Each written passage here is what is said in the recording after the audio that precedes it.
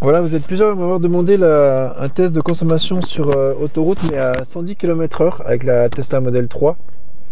Donc, on vient de finir une petite recharge. Donc, les trips se sont mis à zéro. On est sur une station d'autoroute.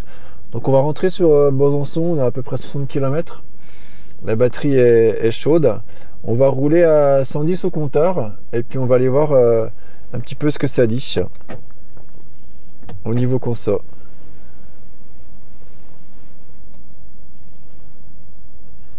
Allez, c'est parti, à tout à l'heure.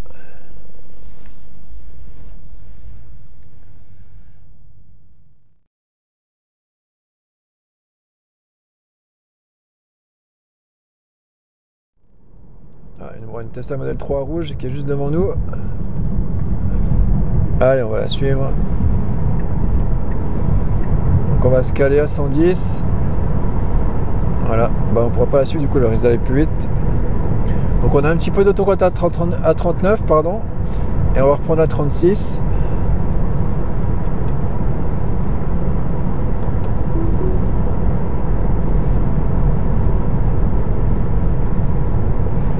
Bah, je crois que le régulateur à 110, donc c'est bien, on va la suivre.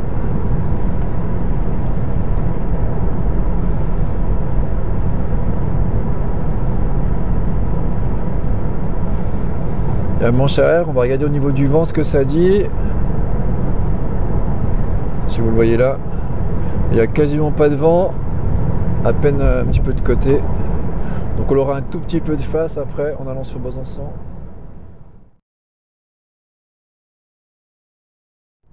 C'était humide ce matin, il fait temps sec. Alors je suis pas sûr qu'on ait un gros gain par rapport à notre essai qu'on avait déjà fait en hiver à 130. Parce que du coup avec les zones de travaux, le départ arrivé, on était à 110, 116 de moyenne. Donc je sais pas si on a beaucoup à gagner en roulant à 110, on va voir.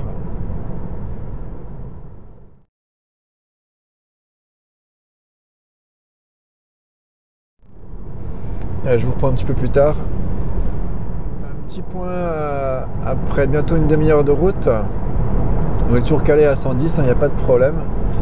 On a fait 46 km. Donc en conso, on a 17,2 kWh au 100, 172 Wh au kilomètre. Donc on gagne pas beaucoup par rapport à d'habitude. L'autre fois, on avait fait 18. Par contre, l'autre fois, bah voilà, on roulait à 130, mais en moyenne, on était à 112. Donc on n'est pas une moyenne exceptionnelle. Donc je pense qu'à la fin le parcours descend un petit peu, donc on va je pense descendre peut-être en dessous de ces 170 Wh au kilomètre. Après en gain ça représente rien du tout, hein. Ça représente 15 centimes, donc 15 centimes c'est ridicule. Et puis en autonomie c'est pareil, rouler à 110 au lieu de 130 en autonomie, du coup ça nous fait pas gagner beaucoup. Donc à partir du moment où on paye l'autoroute, a priori, voilà, en tout cas par beau temps, s'il n'y a pas de vent de face, choses comme ça, il n'y a pas trop de raison de rouler à 110 plutôt qu'à 130 pour ma part. Après un petit point sur la voiture, toujours aussi agréable sur autoroute, grâce notamment à l'autopilote, hein, qui est vraiment agréable, qui est vraiment un plus sur cette voiture. On n'a pas trop les bruits de roulement, par contre on a quand même beaucoup de bruit d'air aérodynamique. J'avais déjà remarqué sur mon précédent parcours autoroutier. Elle reste quand même assez bruyante sur autoroute au niveau bruit aéro. Vous voyez, on est descendu à 169.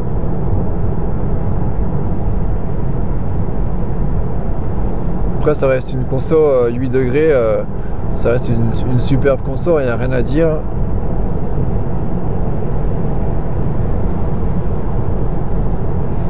Voilà, on a notre sortie qui a 1000 mètres. Ouais, donc c'est ça, on va gagner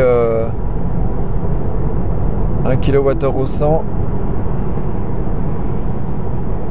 Franchement, ça vaut pas le coup.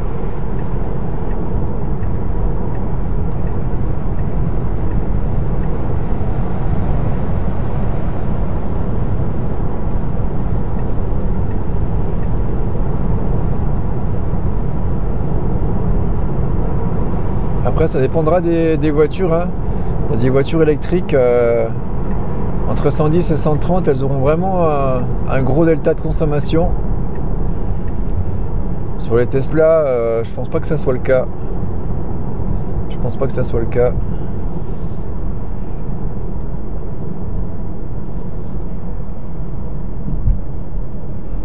Oui, à la fin, à la sortie, on réduit tout de suite notre moyenne parce qu'on a un petit parcours. Au moins, c'est notre parcours test. Donc, il est le même avec toutes les voitures. Donc, on voit que ça fait quand même une petite différence à l'arrivée. On sera peut-être à 165 au lieu de 180. On est à côté du superchargeur de Besançon, qui est un V2. On va s'arrêter juste là. Voilà, donc on arrive avec 166 Wh au 100. Donc notre consommation, je vais prendre la caméra pour vous montrer là. Donc c'est bien, on a roulé à 110 depuis le départ du chargeur.